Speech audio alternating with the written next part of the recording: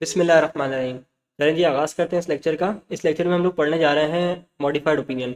Modified opinion क्या होता है कि ऑडिटर ने जो है ना वो क्लीन चिट नहीं दी, ग्रीन सिग्नल नहीं दिया। ऑडिटर ने बोला भाई कंपनी के अंदर कोई ना कोई मटेरियल मसला है जिस वजह से मैं अपना ओपिनियन मॉडिफाई कर रहा हूँ। ओपिनियन मॉडिफाई दो तरह से हो सकता है, कोई तीसरा रीज़न नहीं है। एक वजह ये होती है जनाब कि कंपनी में मिस स्टेटमेंट है। एक वजह ये होती है कि स्कोप लिमिटेशन लगाई गई है, भले वो मैनेजमेंट की तरफ से हो, भले वो बियॉन्ड कंट्रोल ऑफ एंटिटी हो, ठीक है ना। तो मिस स्टेटमेंट क्या होती है कि जो एफएस में लिखा हुआ है, जो एफएस में आपने काम करा है और जो आईएफआरएस में लिखा हुआ है, इसके दरमियान जो डिफरेंस है वो क्या है, वो मिस स्टेटमेंट है। स्कोप लिमिटेशन क्या होती है कि ऑडिटर एविडेंस हासिल नहीं कर पाया। ओके, सबसे पहले हम लोग काम शुरू करते हैं मिस स्टेटमेंट पे। मिस स्टेटमेंट को ना यहाँ पे देखें आप, दो कैटेगरीज में जो है ना वो डिवाइड किया हुआ है। एक है इसकी एग्जांपल्स, एक है ऑडिटर का कोर्स ऑफ एक्शन।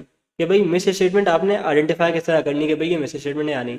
क्योंकि केस स्टडीज जो है ना वो बहुत ज़्यादा पूछी जाती हैं ऑडिट के एग्जाम में, और खासतौर इस टॉपिक से, ऑडिट रिपोर्ट से। तो आपको कैसे पता चलेगा एग्जाम में बैठे बैठे कि भाई यहाँ मिस स्टेटमेंट है, ठीक है ना, यहाँ पे स्कोप लिमिटेशन है। इसके दरमियान का जो डिफरेंस है ना वो आपका क्लियर होना बहुत ज़रूरी है। मिस स्टेटमेंट क्या है, जो आईएफआरएस में लिखा हुआ है और जो आपने किया इसका डिफरेंस। स्कोप लिमिटेशन क्या है कि auditor is unable to obtain evidence, ठीक है। सबसे पहले बात करते हैं एग्जांपल्स की मिस स्टेटमेंट की। तीन कैटेगरी में इसको मुझे बाइफरकेट किया हुआ है। सबसे पहली चीज आ रही है एप्रोप्रिएशन ऑफ पॉलिसी, यानी आपने पॉलिसी जो है ना, अकाउंटिंग पॉलिसी, आईए सेट में आप पढ़ते हो ना अकाउंटिंग पॉलिसी, वो आपने सही अप्लाई नहीं करी है। दूसरी चीज हमारे पास आ रही है क्लासिफिकेशन, आपने चीजों को मिस क्लासीफाई कर दिया है। तीसरी चीज हमारे पास आ रही है एप्रोप्रिएटनेस ऑफ डिस्क्लोजर, या आपने डिस्क्लोजर सही तरीके से नहीं दिया या गायब कर दिया, उसको हम देखते हैं। सबसे पहले हम बात करते हैं एप्रोप्रिएशन ऑफ अकाउंटिंग पॉलिसी की। इससे पहली एग्जांपल लिखी हुई है नॉट कंप्लाई विद आईएफआरएस। मिसाल के तौर पर सर आपने LIFO method of inventory valuation use कर लिया, जो कि ऑब्सोलीट मेथड है, आपको यूज़ नहीं करना चाहिए, तो आपने वो मेथड यूज़ कर लिया। दूसरी एग्जांपल आ रही है कि नॉट कंसिस्टेंट, मतलब आपने अप्लाई तो किया लेकिन आपने कंसिस्टेंटली अप्लाई नहीं किया। लेट से एप्लीकेबल मेथड जो है हमारे पास फीफो है या वेटेड एवरेज है, आपने पहले साल फीफो इस्तेमाल करा, नेक्स्ट ईयर आपने वेटेड एवरेज इस्तेमाल किया।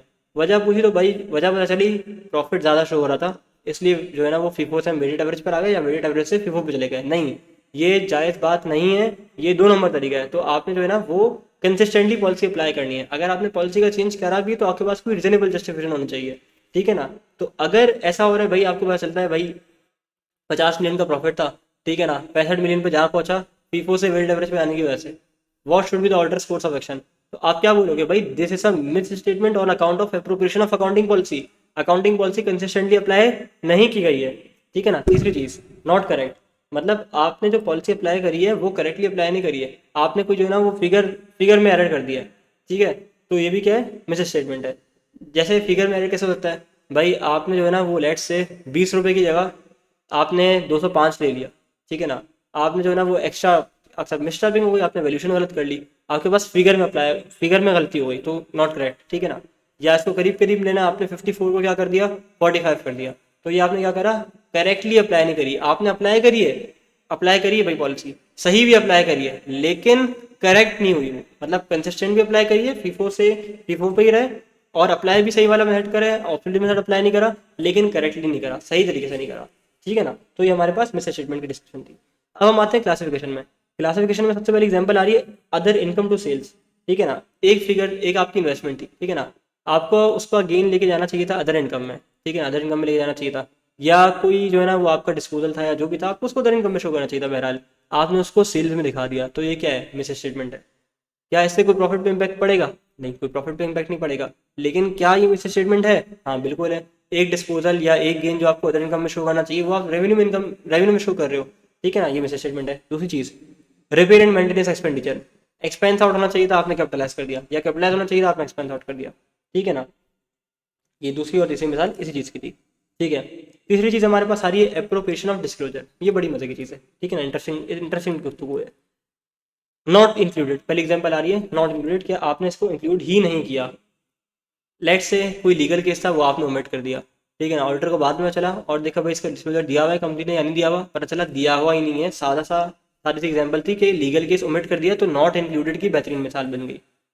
दूसरी चीज़ हमारे पास आती है रॉन्गली इंक्लूडेड।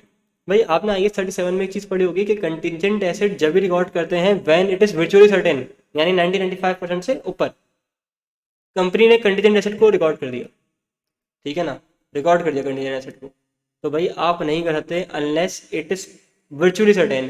प्रोबेबल भी नहीं करते, पॉसिबल भी नहीं करते। लेट्स से उसका इनफ्लो पॉसिबल होगा, लेट से प्रोबेबल होगा, आपने रिकॉर्ड कर दिया, नहीं रिकॉर्ड करना, सिर्फ डिस्क्लोज करना था उसको, ठीक है ना। अनलेस इट इज विचुअली सर्टेन, तो यहाँ पे क्या लिखा हुआ है, contingent asset recorded when it was possible या प्रोबेबल, ठीक है ना। जब तक विचुअली सर्टेन नहीं होगा आप रिकॉर्ड नहीं करोगे। तो आपने क्या करा, डिस्क्लोजर दयालु बन के दे दिया, गलत दे दिया, लोगों को मिसगाइड कर दिया। तीसरी चीज हमारे पास सारी नॉट एडिक्वेट, इसमें आगे जनाब लिखा हुआ है कि going concern disclosure given but why not mention. इसका मतलब क्या है कि भाई आपका, आपने क्या करा, material uncertainty relating to going concern है आपके ऊपर, ठीक है ना। एक तलवार लटक रही है कि आप जिंदा रह पाओगे या ना रह पाओगे, लेकिन ये मटेरियल अनसर्टेनिटी किस वजह से आई है, क्या आपके प्लांट में आग लगी है, क्या आपका मेजर जो है ना वो कस्टमर आपको आपके साथ बिजनेस खत्म कर चला गया है, ये आपने नहीं लिखा। तो ये भी क्या है, ये मिस स्टेटमेंट है एप्रोप्रिएशन ऑफ डिस्क्लोजर की बुनियाद पे, ठीक है ना। आपने एप्रोप्रिएट डिस्क्लोजर नहीं दिया, आपने मटेरियल अनसर्टेनिटी के पहले तो ऐड करा, लेकिन क्यों मटेरियल अनसर्टेनिटी आ पहुंची है आपने ये नहीं बताया है। डन। अच्छा, दूसरी मिसाल इसकी आ रही है, आपने रिलेटेड पार्टी की लिस्ट तो दे दी कि भाई mister A, mister B, mister C, mister D, mister Z तक आपने सारी रिलेटेड पार्टी बता दी, लेकिन आपने ये नहीं बताया कि इनके साथ आपकी ट्रांजेक्शन्स क्या क्या होंगी, ठीक है ना। तो आपने लिस्ट ऑफ रिलेटेड पार्टी तो ही दी, लेकिन आपने क्या करा, आपने इनके साथ ट्रांजेक्शन्स को डिस्क्लोज नहीं करा। डन। आगे बढ़ते हैं। अब आता है हमारे पास ऑडिटर का कोर्स ऑफ एक्शन, कि भाई अब ऑर्डर क्या करेगा। देखो, अगर मिसेज स्टेटमेंट इममटेरियल नेचर की है तो ऑर्डर अनमोडिफाइड ओपिनियन देगा, लेकिन डायरेक्टली अनमोडिफाइड ओपिनियन नहीं दे देगा कि कल को जो है ना मैनेजमेंट बोले भाई ये मिसेज स्टेटमेंट थी, ऑल दो इममटेरियल थी, लेकिन मतलब आपने मतलब निकाला क्यों नहीं, इसको पकड़ा क्यों नहीं, या आपसे चीज़ ओवरलुक कैसे हो गई ऑडिट में। तो हम बोलेंगे बाबू हमने निकाली थी, हमने आपको दिखाई थी, कहता नहीं आपने तो नहीं दिखाई। इससे बचने के लिए क्या किया जाए, उससे भाई लिखवा लो, रिटन रिप्रेजेंटेशन लिखवा ले लो कि भाई ये अनकरेक्टेड मैसेज स्टेटमेंट्स हैं, आप इसको सही नहीं कर रहे हो, क्योंकि इनका इम्पैक्ट इममटेरियल है, तो हम अनमोडिफाइड ओपिनियन एक्सप्रेस करने जा रहे हैं, ठीक है ना। तो आप क्या करोगे, अनमोडिफाइड ओपिनियन तो एक्सप्रेस करोगे, लेकिन मैनेजमेंट से रिटन रिप्रेजेंटेशन ऑब्टेन कर लोगे। अगर मटेरियल होगा तो क्या होगा, आप क्या करोगे, मॉडिफाइड ओपिनियन एक्सप्रेस करोगे। जैसे देखो, ये चीज़ लिखी है ना, मॉडिफाइड ओपिनियन एक्सप्रेस करोगे, एग्जाम में आपने डायरेक्टली कंक्लूजन भी जम नहीं करना, ये तो मैंने सिर्फ एक समरी में कंक्लूजन लिखा हुआ है। सबसे पहले आप क्या करोगे, मैनेजमेंट के पास जाओगे, मैनेजमेंट को बोलोगे भाई मटेरियल मिस स्टेटमेंट है, आप इसको सही कर लो।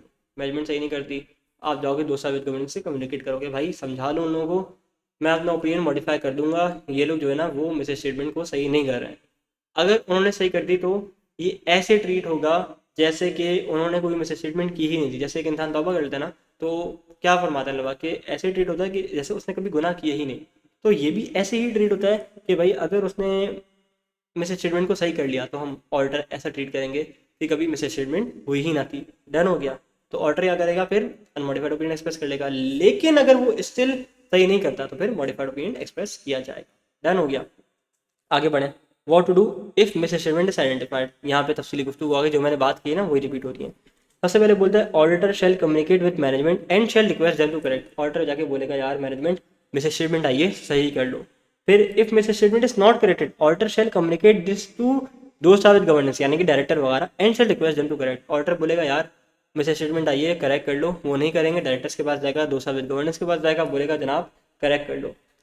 अगर फिर भी करेक्ट नहीं हुई तो फिर क्या, और अगर हो गई तो क्या। बोलते हैं जनाब कि misstatements are corrected before issuance of audit report, this shall be treated as if no misstatement was occurred. ये ऐसा ट्रीट करेंगे कि जैसे कोई मिस स्टेटमेंट हुई ही नहीं थी। हम ये थोड़ी देखेंगे मिस स्टेटमेंट इतने मिलियन की थी, हमने मैनेजमेंट से बात करी, फिर मैनेजमेंट ने करेक्ट किया, फिर हमें बहुत खुशी हुई और हम अनमोडिफाइड ओपिनियन इस्तेमाल कर रहे हैं, अनमोडिफाइड ओपिनियन एक्सप्रेस कर रहे हैं।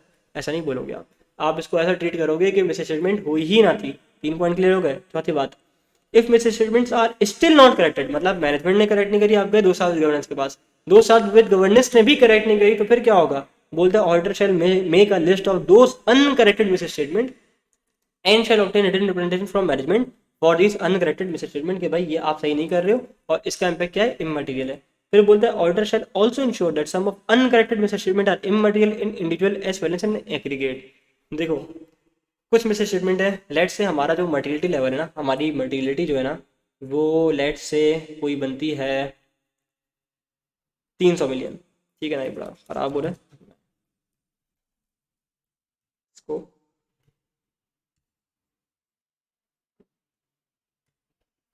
लेट से हमारी जो मटेरियलिटी बनती है ना वो बनती है 300 मिलियन, ठीक है। अब 300 से ऊपर जाएगा तो मसला है, 300 से अंदर रहेगा तो सही है।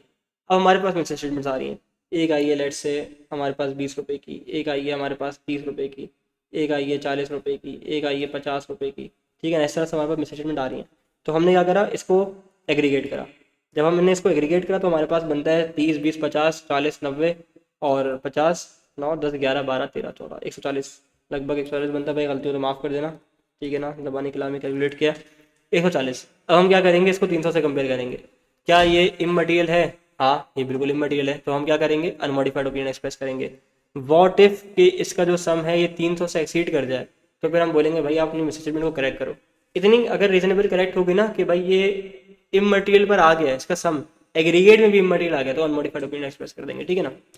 तो ऑर्डर को साथ साथ ये भी इंश्योर करना होता है कि जो सम ऑफ अनकरेक्टेड मिस स्टेटमेंट है ना, ये इंडिविजुअल तो इंडिविजुअल, एग्रीगेट में भी जो है ना वो इममटेरियल होना चाहिए, ठीक है। फिर हमारे पास ये वाला पॉइंट भी हो गया, डिस्कस हो गया। आगे वो कहता है कि if the effect of misstatements are material, auditor shall express modified opinion. बिल्कुल सही कह रहा है कि अगर मटेरियल इम्पैक्ट है मिस एस्टिमेट्स का, तो ऑर्डर क्या करेगा, मॉडिफाइड ओपिनियन एक्सप्रेस करेगा। नेक्स्ट डिस्कशन हमारे पास इसको इम्प्लीमेंटेशन आ रही है, लेकिन इससे पहले हमारे पास एक आ रही है exam tip. Exam tip discuss करेंगे, फिर इसको यहाँ रोकेंगे, नेक्स्ट जो हिस्सा होगा उसमें हम इसको इम्प्लीमेंटेशन को डिस्कस करेंगे। एग्जाम टिप में आपसे कहता है कि there is a difference between these two requirements. भाई दो रिक्वायरमेंट्स हैं, दोनों में जो है ना वो एक बड़ा अजीम डिफरेंस है। डिफरेंस क्या है, देखो, एक केस है और केस मैं आपको बताऊंगा रीड करके, यहाँ से मैंने लिखा हुआ आपके लिए। और इनकी रिक्वायरमेंट में एक बड़ा डिफरेंस है, ये एग्जाम पॉइंट ऑफ व्यू से बहुत इंपॉर्टेंट है। बच्चे जो है ना वो कंफ्यूज हो जाते हैं कि भाई आई कैप कभी किसी तरह का आंसर देता है, कभी कुछ बोलता है, तो भाई ये माजरा क्या है। माजरा रिक्वायरमेंट में, आपने रिक्वायरमेंट सही नहीं पढ़ी होती है। देखो, सबसे पहले बोलते हैं client did not recorded depreciation amounting to rupees 6 lakh and the effect is material. बोलता है भाई क्लाइंट ने 6 लाख रुपए की डेप्रिसिएशन रिकॉर्ड नहीं करी, इफेक्ट क्या है, मटीरियल है। एक अटेम्प्ट में उससे रिक्वायरमेंट पूछी कि what should be the impact on audit report, what should be the impact on audit report. अब आप क्या करोगे, आप बोलोगे भाई client has not recorded depreciation amounted to rupees 600,000 as the effect is material, auditor shall express an modified opinion, ठीक है ना। Auditor shall also include nature of misstatement in basis for qualified opinion. ये दो लाइनें आप लिखोगे, बात खत्म कर दोगे, 2 से 2.5 मार्क्स भी आपको मिल जाएंगे, 2 मार्क्स होंगे ज़्यादा से ज़्यादा इसके, ठीक है। तो इसने क्या पूछा, इसने आपसे पूछा भाई इम्पैक्ट ऑन रिपोर्ट बताओ, ऑर्डर से रिपोर्ट। तो आपने डायरेक्टली किसकी बात करी, आपने रिपोर्ट की बात करी कि भाई मिस स्टेटमेंट है, मॉडिफाइड ओपिनियन जाएगा, और आप इसको बेसिस फॉर क्वालिफाइड ओपिनियन में डिस्कस करोगे नेचर ऑफ मिस स्टेटमेंट को। यही यही सवाल अगले टाइम में आया, client did not record depreciation amounted to rupees 6 lakh, what should be the auditor's course of action, what should be auditor's course of action. अब देखो ये कोर्स ऑफ एक्शन में कौन कौन से पॉइंट्स आएंगे आपके पास, ठीक है ना। आपके पास ये वाला पॉइंट आएगा सबसे पहले, तो auditor shall communicate with management and shall request them to correct. फिर आप बोलोगे भाई मिस स्टेटमेंट करेक्ट नहीं हुई है, तो जोसेफ एंड गवर्नेंस के पास जाएगा, उनको बोलेगा भाई करेक्ट कर लो, ठीक है। ज़्यादा हो गया ये, अच्छा। सबसे पहले क्या करेगा, मैनेजमेंट के पास जाएगा, फिर क्या करेगा, जोसेफ विद गवर्नेंस के पास जाएगा। फिर किसी चीज़ के तीसरा पॉइंट आप नहीं लिखोगे, ठीक है ना, ये आपको समझाने के लिए लिखा था। फिर हमारे पास आ रहा है कि भाई अगर स्टिल करेक्ट नहीं हुई है तो रिटर्न रिप्रेजेंटेशन ले लेगा, ठीक है। और इसके बाद हमारे पास आ रहा है order shall also ensure that, सही है, if the effect if the effects. अब देखो, अब आपने इसमें बात ना दोनों चीज़ डिस्कस करनी है कि ऑर्डर सबसे पहले भागा भागा जाएगा मैनेजमेंट के पास, मैनेजमेंट नहीं माने दो साल जोड़ने के पास जाएगा, ठीक है ना। और अगर करेक्ट कर ली तो अनमॉडिफाइड ओपिनियन, ठीक है ना। अगर करेक्ट कर ली तो मॉडिफाइड ओपिनियन। ये जो मैंने दोनों आपको सीन सिनेरियो बताए हैं, क्या दोनों आपके इस आंसर में आना चाहिए जो हमारा सवाल है। सोचो, सवाल में उसने पूछा कि क्लाइंट ने 6 लाख का डेप्रिसिएशन रिकॉर्ड नहीं किया, इफेक्ट मटेरियल था, कोर्स ऑफ एक्शन क्या होगा। वो खुद बोले सवाल में मटेरियल, तो आपको इमटेरियल डिस्कस करने की जरूरत बिल्कुल भी नहीं है। अब आप नहीं लिखोगे भाई if the effect is immaterial, तो जो है ना वो अनमोडिफाइड ओपिनियन, आपको वो बोल रहा है भाई खुद मटेरियल है, तो आप बोलोगे भाई if misstatement as the misstatement is still not corrected amount rupees 6 lakh, उसने आपको फिगर दे दी, बता दिया मटेरियल है, तो आपने नहीं बोला कि बहुत सारी मिस स्टेटमेंट्स थी, ये समझाने नहीं लिखा हुआ था। तो कोर्स ऑफ एक्शन में क्या होगा और डिस्कस करते हैं यहाँ पे आके डायरेक्टली, ठीक है ना। आप सबसे पहले आओगे, आप बोलोगे भाई ऑर्डर भागा हुआ जाएगा मैनेजमेंट के पास, मैनेजमेंट को बोलेगा and shall request them to correct, if still not corrected auditor जाएगा दो साल गवर्नेंस के पास और उनको बोलेगा भाई इसको करेक्ट कर लो, ठीक है ना। उसके बाद as management is reluctant to correct the depreciation amounted to rupees 600,000 and the effect is also material, auditor shall express and qualified opinion, auditor shall also state nature of misstatement in basis for modified opinion. याद आएगा course of action में। तो मुझे बताओ दोनों requirement में क्या फर्क था। पहले उसने बोला इम्पैक्ट ऑन ऑडिट रिपोर्ट, मैंने बोला इफेक्ट मटेरियल है, क्वालिफाई करूंगा रिपोर्ट, मॉडिफाइड ओपिनियन एक्सप्रेस करूंगा और बेसिस फॉर क्वालिफाइड ओपिनियन के पैराग्राफ में बताऊंगा मिस स्टेटमेंट का नेचर, ठीक है। दूसरी रिक्वायरमेंट में क्या था, उसने बोला कोर्स ऑफ एक्शन। तो कोर्स ऑफ एक्शन के अंदर क्या होगा, कोर्स ऑफ एक्शन के अंदर में जो है ना वो मैं ये बताऊंगा कि ऑर्डर जाएगा पहले मैनेजमेंट के पास, फिर जाएगा दूसरा विद गवर्नेंस के पास, उसके बाद भी अगर वो हल नहीं कर रहे तो फिर मैं क्या करूँगा, अपने ओपिनियन को मॉडिफाई कर रहा हूँ। ठीक है जी, तो अगले लेक्चर में इंशाल्लाह स्कोप लिमिटेशन के ऊपर डिस्कस करते हैं। Thank you.